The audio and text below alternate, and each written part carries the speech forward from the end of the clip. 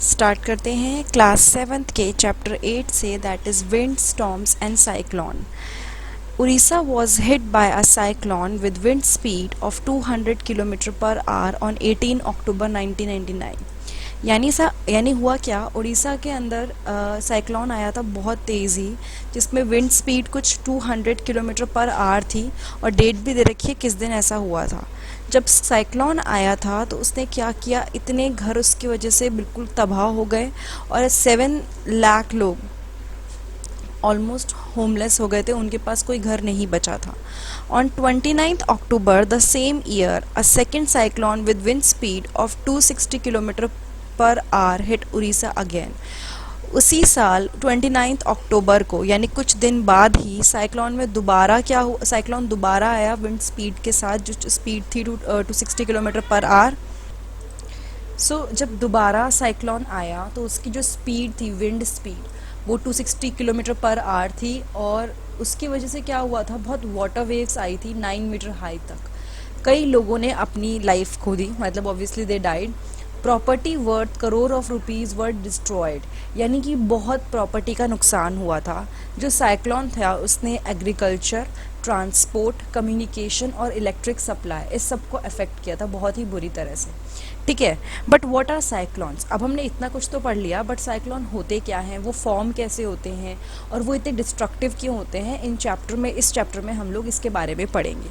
We begin with some activities involving air. These activity will clarify some basic feature concerning a cyclone. यानी कि हम लोग कुछ activities देखेंगे जिसमें एयर की इन्वॉल्वमेंट के बारे में हम लोग देखेंगे।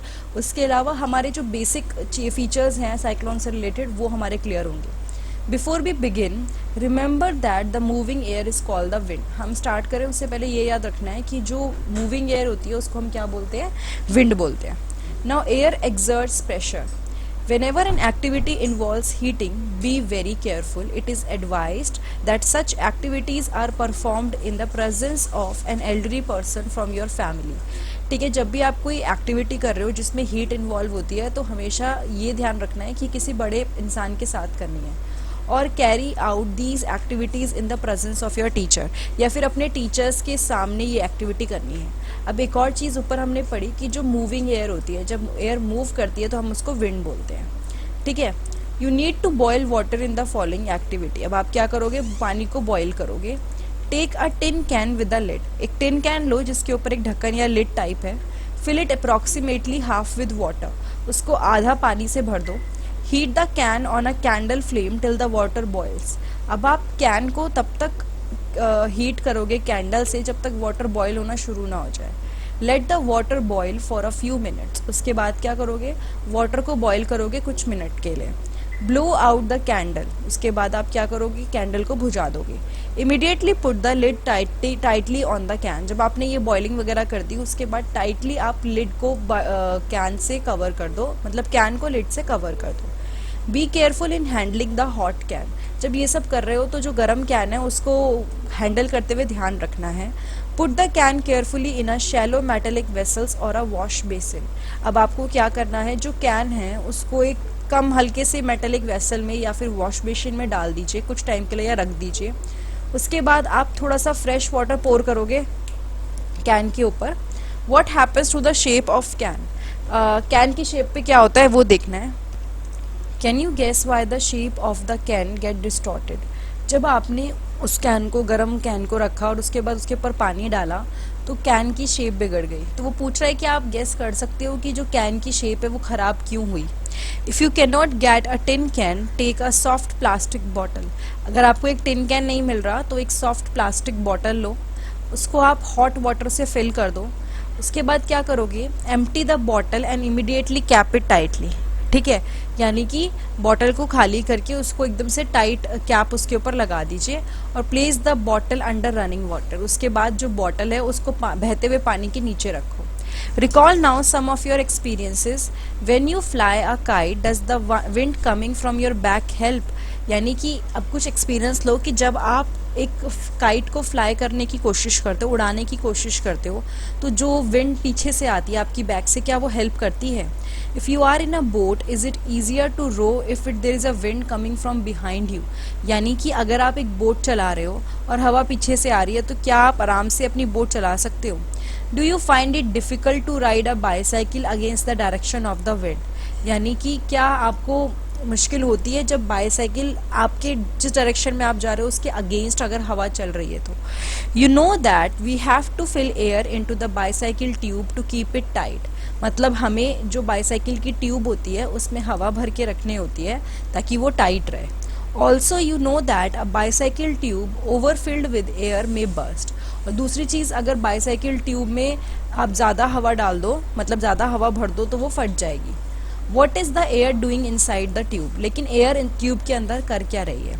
Discuss with your friends how the air in the bicycle tube keeps it in a shape. Like अपने दोस्तों के साथ आप डिस्कस करोगे कि जो एयर है बाईसाइकिल के अंदर, बाईसाइकिल ट्यूब के अंदर, वो उसको शेप में कैसे रखती है। All these experiences show that the air exert pressure. इस सब चीज़ों से हमें एक चीज़ पता चलती है, वो ये कि जो एयर होती है ना, वो प्रेशर एक्सर्ट करती है। हमेशा देखना, it is due to this pressure that the leaves of trees, banners और flags flutter when the wind is blowing. और ये इस प्रेशर की वजह से ही होता है कि जो लीव्स वगैरह होती है ट्री की, बैनर्स होते हैं, फ्लैग्स होते हैं, ये सब हिलते हैं जब हवा चलती है। You can list some more experiences which show that air has pressure. आप कुछ और एक्सपीरियंसेस भी देख सकते हो जहाँ पे पता चलेगा कि एयर की वजह से क्या होता है, प्रेशर क्रिएट होता है। Let us now try to explain why the can get distorted. अब हम लोग देखेंगे कि कैन डिस्टॉर्टेड कैसे होती है। As water is poured over the can, जब आपने पानी को कैन के ऊपर डाला, some steam in the can condenses into water. कुछ स्टीम जो कैन के अंदर थी वो पानी में कन्वर्ट हो गई, जिसकी वजह से जो अंदर की एयर थी उसका अमाउंट रिड्यूस हो गया। दोबारा से देखिए, अंदर कुछ एयर प्रेजेंट होगी, जैसे ही आपने उसके ऊपर पानी डाला, जो स्टीम थी अंदर की वो कंडेंस होके वाटर में कन्वर्ट हो गई और अंदर की जो एयर है वो ख़त्म हो गई या कम हो गई। The pressure of air inside the can decreases than the pressure exerted by the air from outside the can. यानी कि जो एयर प्रेशर अंदर की साइड है, जो कैन के अंदर की साइड हो रहा है, वो तो डिक्रीज़ हो गया। ठीक है, अंदर की साइड का जो प्रेशर है वो डिक्रीज़ हो गया, और जो प्रेशर बाहर है उसके कंपैरिजन में अंदर का प्रेशर अपने आप कम हो गया। As a result the can get compressed. इसकी वजह से क्या हुआ, जो कैन थी वो कंप्रेस हो गई। This activity again confirms that air exert pressure. इस एक्टिविटी से बहुत अच्छे से आप शो कर सकते हो कि जो एयर होती है वो प्रेशर एक्सर्ट करती है। High speed winds are accompanied by reduced air pressure. ठीक है, अब इसके बारे में हम पढ़ेंगे कि जब हाई स्पीड विंड चलती है तो उसमें क्या होता है, प्रेशर के बारे में बात हो रही है, किस तरह से रिड्यूस होता है। Crumple a small piece of paper into a ball of size smaller than the mouth of the empty bottle। देखो यहाँ पे क्या कर रखा है, एक बॉटल ली है, बॉटल में एक ग्लास का छोटा सा टुकड़ा मतलब पेपर का एक छोटा सा टुकड़ा लिया है, फोल्ड करके वो रख दिया है, लेकिन वो पेपर का टुकड़ा छोटा होना चाहिए, मतलब वो ऐसा होना चाहिए कि इस बॉटल के मुंह से छोटा हो। ठीक है, hold the empty bottle on it's side and place the paper ball just inside it mouth. और आपको वो पेपर का टुकड़ा बिल्कुल बस यहाँ रखना है, ना ज़्यादा अंदर ना ज़्यादा बाहर, बिल्कुल इसके मुंह पे रखना है। Now try to blow on the ball to force it into the bottle. अब आप क्या करोगे, आप इस पेपर का जो टुकड़ा है इसको ब्लो करोगे, अंदर की साइड ब्लो करने की कोशिश करोगे। Try the activities with bottle of different sizes. ये सेम चीज़, ये एक्टिविटी आप अलग अलग बॉटल से करोगे। Challenge your friends if they can force the paper ball in by blowing into the bottle. अपने दोस्तों को भी आप बोल सकते हो कि क्या वो इस तरह से पेपर के टुकड़े को अंदर ले जा सकते हैं, भेज सकते हैं। Paheli and Boojho are thinking about the following questions. अब पहेली और बूजो सोच रहे हैं इस क्वेश्चन के बारे में। Why is it difficult to force the paper ball into the bottle, यानी कि पेपर को बॉटल के अंदर भेजना इतना डिफ़िकल्ट क्यों है, क्योंकि जब आप इस एक्टिविटी को करोगे आप नोटिस करोगे कि ये बॉल अंदर जा ही नहीं रही है, तो ऐसा क्यों हो रहा है।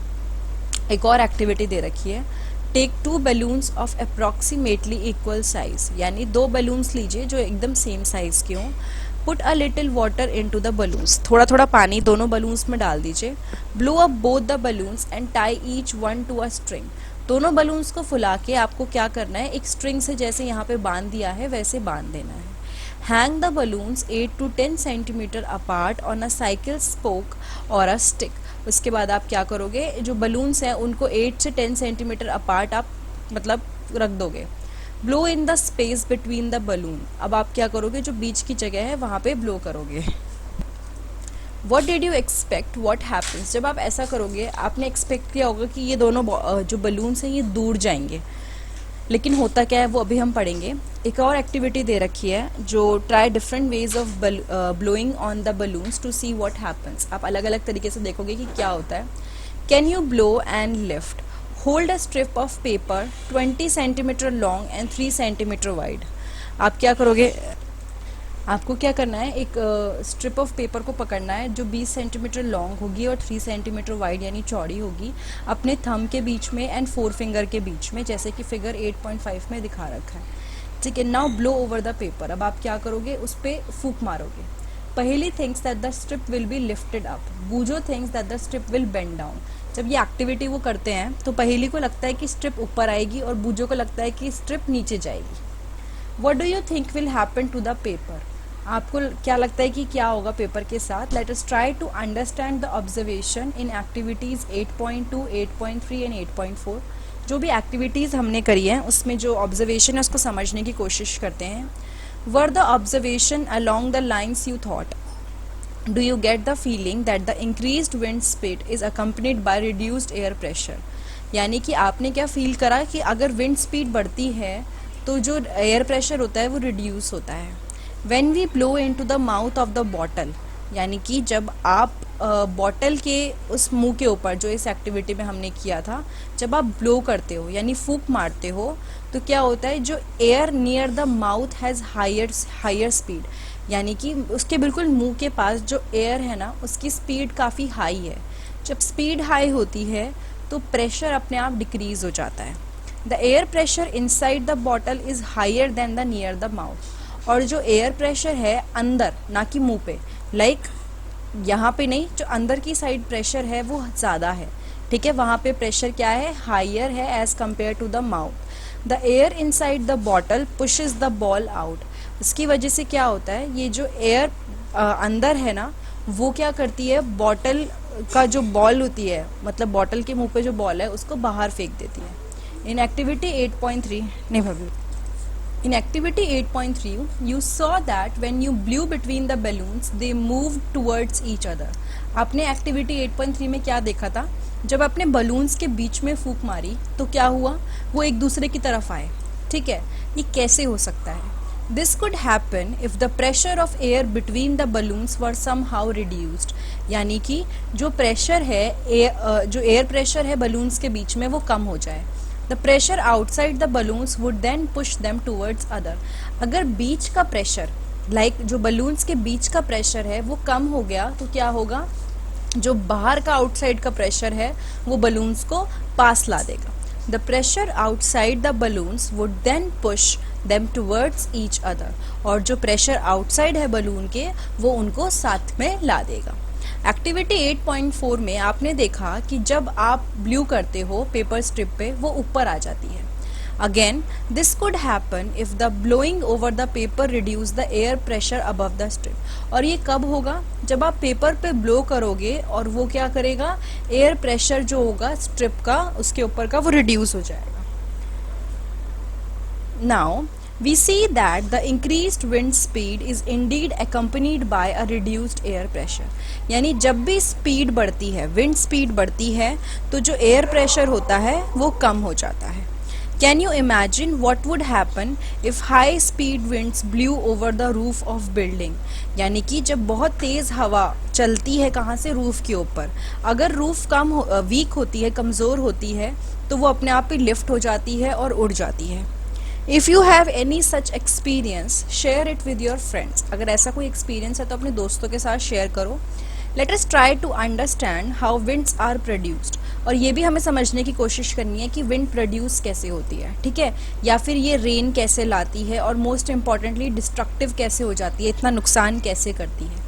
You already know that when air moves it is called wind, मतलब आपको अभी तक हमने ये पढ़ रखा है कि जब भी एयर मूव करती है उसको हम क्या बोलते हैं, विंड बोलते हैं। Air moves from the region where the air pressure is high to the region where the pressure is low, और जो एयर होती है वो कैसे मूव करती है, high air pressure area to low pressure area. The greater the difference in pressure the faster the air moves, यानी कि जितना ज़्यादा उनके प्रेशर में डिफरेंस होगा, लाइक हाई और लो काफ़ी ज़्यादा होगा, उतनी जल्दी ही क्या होगी, ये मूव करेगी। But how are the pressure differences created in nature, लेकिन ये जो प्रेशर डिफरेंस होता है ये नेचर में क्रिएट कैसे होता है। Is the difference in temperature involve, इसमें क्या टेम्परेचर का भी डिफरेंस इन्वॉल्व होता है, लाइक टेम्परेचर कम ज़्यादा होने से फ़र्क पड़ता है। ये सारी एक्टिविटीज़ अभी जो हम आगे करेंगे आपको समझने में हेल्प करेगी। अब हम लोग पढ़ेंगे air expands on heating. Take a boiling tube, scratch a balloon tightly over the neck of the tube, मतलब एक बॉइलिंग ट्यूब लो और एक बलून को ना, जैसे ये बॉइलिंग ट्यूब है उसके ऊपर स्ट्रेच करके लगा दो। You can use a tape to make it tight, आप टेप से उसको टाइट भी कर सकते हो। उसके बाद आपको क्या करना है, थोड़ा सा हॉट वाटर डालना है बीकर में, ठीक है। Insert the boiling tube with the balloon in the hot water, जैसे यहाँ पे जहाँ पे हॉट वाटर है वहाँ पे ये बॉइलिंग ट्यूब प्लस ये बलून जिसमें लगा हुआ है आपको उसमें इंसर्ट करना है, ठीक है। अब क्या होगा, ऑब्जर्व फॉर 2-3 मिनट, आप 2-3 मिनट तक ऑब्जर्व करोगे। उसके बाद आप देखोगे कि जो बलून की शेप है वो चेंज हो रही है, ठीक है। Take the tube out, let it cool down to the room temperature, उसके बाद क्या करोगे, ट्यूब को बाहर निकाल लोगे, उसको रूम टेम्परेचर पे ठंडा होने दोगे। Take some ice cold water in another beaker and place the tube with the balloon in cold water for 2-3 minute, उसके बाद बहुत ठंडा पानी लो किसी दूसरे बीकर में और उसको क्या करो, ट्यूब को ना उसी पानी के अंदर 2-3 मिनट के लिए छोड़ दो। अब आप चेंज ऑब्जर्व करो, तो एक बार आपने हॉट वाटर में लिया था, एक बार आपने कोल्ड वाटर में लिया। अब आप सोचोगे answer, think and try to answer what makes the balloon inflated when the boiling tube is placed in hot water, यानी कि जब बॉइलिंग ट्यूब को आपने हॉट वाटर में डाला था तो बलून कैसा हो गया था, मतलब एकदम से थोड़ा सा फूला था हल्का सा, यहाँ पे आप देख सकते हो। और जब आपने कोल्ड वाटर में डाला तो क्या हुआ, बिल्कुल पिचक गया, यहाँ पे देख सकते हो। Can you infer from the first observation that air expands on heating, यानी नॉर्मली क्या होता है जब हीटिंग होती है, गर्म होता है तो एयर क्या होती है, एक्सपेंड हो जाती है। Can you now state what happens to the air in the boiling tube when it cools down, उसके बाद क्या होता है एयर के साथ जब बॉइलिंग ट्यूब में पानी मतलब what happens to the air, जो बॉइलिंग ट्यूब में एयर है उसके साथ क्या हुआ जब वो ठंडी होती है। The next activity is very interesting that will make you understand more about hot air. Take 2 paper bags or empty paper cups of the same size. क्या करोगे, 2 पेपर बैग लोगे आप लोग या फिर empty paper cups लोगे same size के, ठीक है।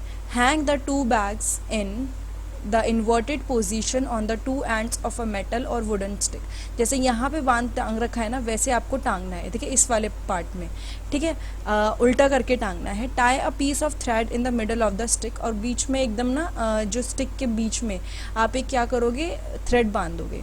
Hold the stick by the thread as in balance, और उसके बाद स्टिक को बैलेंस बना के रखना है यहाँ पे, ठीक है, पकड़ के रखना है। अब क्या करोगे, नीचे आप एक बैग के नीचे कैंडल जला दोगे। ऑब्जर्व वॉट हैपन्स, जब आप ऐसा करोगे, लाइक आपने समझ लो इसके नीचे कैंडल जला दी तो क्या हुआ, why is the balance of the bags disturb, जो बैग का बैलेंस है वो डिस्टर्ब क्यों हुआ। Does this activity indicate that warm air rises up, इससे हमें क्या पता चला कि जो गर्म हवा होती है ना वो राइज हो जाती है, ऊपर चली जाती है। Also it is important to remember that on heating the air expand on occupies more space, और एक और चीज़ जो हमारे को ध्यान रखने की वो क्या है कि जब गर्म हो जाती है तो एयर फैलती है और ज़्यादा स्पेस घेरती है। When the same thing occupy more space it become lighter, जब वो ज़्यादा जगह घेरती है तो क्या होता है, हल्की हो जाती है। इसलिए जो वार्म एयर होती है ना वो लाइट होती है, किससे, कोल्ड एयर से। देखो गर्म हवा एक्सपैंड होती है और ज़्यादा फैल जाती है, जब वो ज़्यादा फैल जाती है तो लाइट हो जाती है और वो ऊपर चली जाती है। नाउ इसका इसलिए बोला है कि रीज़न क्या है कि जो स्मोक होता है वो ऊपर चला जाता है। In nature there are several situation these warm air rises at a place, the air pressure at that place is lowered. अब क्या होता है, नेचर में ऐसी कई सिचुएशन देखने को मिलती है जहाँ पे क्या होता है, जो वार्म एयर होती है वो एक जगह पे क्या होती है, खड़ी, मतलब थोड़ी सी उठने लगती है। The air pressure at that place is lowered. अब जब वहाँ पे वार्म एयर ऊपर चली गई, ठीक है, तो जो एयर प्रेशर होता है ना वो कम हो जाता है। The cold air from the surrounding areas rushes in to fill its place, क्योंकि वहाँ का प्रेशर कम हो गया। हमें पता है कोई भी चीज़ high pressure to low pressure में मूव करती है, तो आसपास के एरिया में जहाँ पे भी ठंडी हवा होती है वो आके फटाफट से उसकी जगह लेने की कोशिश करती है। और ये क्या होता है, कन्वेक्शन ऑन एयर, जिसके बारे में हमने चैप्टर 4 में पढ़ा था। Now wind currents are generated due to uneven heating on the earth, यानी कि जो विंड करंट होते हैं वो कैसे जनरेट होते हैं, अनइवन हीटिंग की वजह से। This situations are uneven heating between the equator and the poles, यानी कि आपका जो इक्वेटर है अर्थ के अंदर, देखो अर्थ अगर ऐसे है, बीच में एक पार्ट है दैट इज़ इक्वेटर जो अर्थ को बिल्कुल इक्वली डिवाइड करता है, और दो पोल हैं नॉर्थ पोल और साउथ पोल। ये बहुत ही रफ बना है बट एग्जाम्पल दे रही हूँ। तो दोनों जगह पे अनइवन हीटिंग होती है। You might have learned in geography that region close to the equator get maximum heat from the sun। ये तो आपने पढ़ा ही है कि जो इक्वेटर के पास का रीजन होता है ना, वहाँ पे मैक्सिमम क्या होती है, हीट मिलती है। जो एयर होती है ना इस रीजन की वो गर्म हो जाती है, और वार्म एयर राइज होके क्या हो जाती है, मतलब उठ जाती है। And the cooler air from the region in the 0 to 30 degree latitudes belt on either side of the equator moves in. उसके बाद क्या होता है, जो ठंडी हवा होती है कहाँ से, आसपास के रीजन से, यानी 0 to 30 डिग्री लैटिट्यूड बेल्ट से दोनों साइड के इक्वेटर से वो आ जाती है, क्योंकि यहाँ की इक्वेटर की हवा तो उड़ जाएगी, तो आसपास जो ठंडे एरिया है वहाँ की हवा आ जाती है। These wind blow from the north and the south towards the equator. ये विंड कहाँ से ब्लो करती है, नॉर्थ से लेके साउथ में ब्लो, नॉर्थ एंड साउथ ये विंड ब्लो करती है नॉर्थ में एंड साउथ में इक्वेटर की तरफ, ठीक है, यानी नॉर्थ से भी इक्वेटर की तरफ आएगी, साउथ से भी इक्वेटर की तरफ आएगी। At the poles the air is colder than at latitude about 60 degree. अब पोल्स पे क्या होता है, एयर ठंडी होती है than that of latitude about 60 degree, यानी कि पोल्स में हवा ठंडी है, ठीक है, तो warm air at these latitude rises up and the cold wind from the polar region rushes in to take its place. उसके बाद क्या होता है, देखो यहाँ पे बहुत ध्यान से समझने की कोशिश, इससे भी समझ सकते हैं हम। अब क्या होता है, फॉर एग्जाम्पल यहाँ पे हवा गर्म थी, तो यहाँ की हवा तो एक्सपेंड हो गई, मतलब उड़ गई, तो यहाँ की एयर ना इस वाले पोर्शन की जो थी इक्वेटर की, फटाफट से यहाँ आ जाती है, ठीक है, ये 0 to 30 के बीच का यहाँ आ गया। उसके बाद है, दोबारा से बोला है कि क्या होता है, जो पोल्स है वहाँ पे हवा ठंडी है than that of latitude about 60 degree, इसके कंपैरिजन में हवा यहाँ पे ज़्यादा ठंडी है, तो वार्म एयर क्या होती है वो ऊपर उठने लगती है, और जो कोल्ड विंड होती है पोलर रीजन की वो इस पोर्शन में आनी शुरू हो जाती है। इस तरह से विंड सर्कुलेशन होता है from the poles to the warmer latitude as shown in figure 8.4, यानी कि आपका क्या होता है, विंड सर्कुलेशन, हवा किस तरह बहती है वो इसमें पता चलेगा। Now The winds would have flown in the north-south direction from north to south और from south to north। जो winds हैं वो flow करी होंगी नॉर्थ साउथ डायरेक्शन में, कहाँ से, नॉर्थ टू साउथ या फिर साउथ से नॉर्थ। अगर चेंज होता है, जो मतलब वैसे एक्चुअली जो डायरेक्शन में चेंज होता है वो क्यों होता है, रोटेशन ऑफ अर्थ की वजह से होता है, ठीक है। अभी ये थोड़ा सा आपको इसलिए समझना है, देखो मेन चीज़ ये है, जहाँ पे भी लाइट एयर हो जाएगी, गर्म हवा होगी, वो ऊपर चली जाएगी और आसपास की जो जगह हैं वो वहाँ पे उसकी जगह लेने के लिए आ जाएंगी। जैसे यहाँ पे इसकी जगह लेने के लिए इधर आ गई, सेम वे यहाँ से ये चली गई, लेकिन ठंडी हवाएं ऊपर से आ गई जगह लेने के लिए। Uneven heating of land and water. You have read about the sea breeze and the land breeze in chapter 4। In summer near the equator the land warms up faster and most of the time the temperature of land is higher than that of water in the ocean। गर्मियों में क्या होता है, equator के पास जो land होता है वो बहुत जल्दी गर्म हो जाता है, ठीक है, और जो मोस्ट ऑफ द टाइम जो टेम्परेचर होता है ना वो बाकी जो वाटर होता है उससे कंपैरिजन में हाई होता है।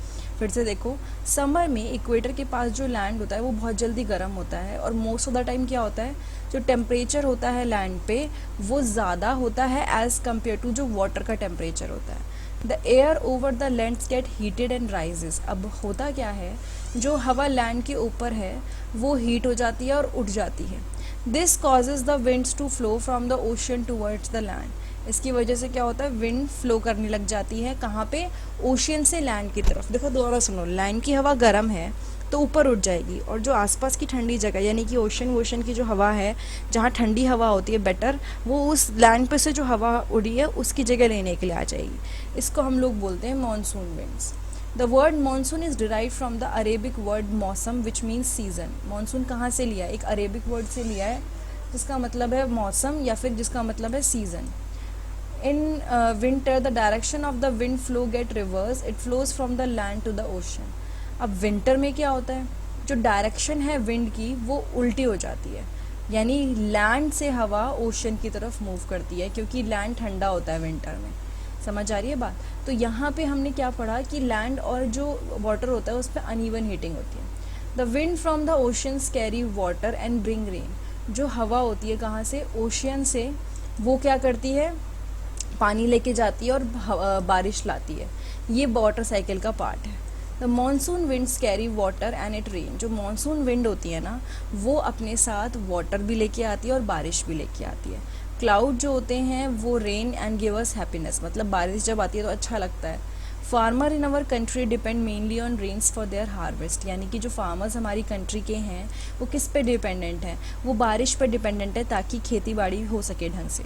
कई ऐसे फोक सॉन्ग्स हैं जिसमें क्लाउड्स और रेन की बात हुई है, और क्या करते हैं आप, उसमें लिखा है कि आप इसको एंजॉय कर सकते हैं। यहाँ पे एक गाना दे रखा है।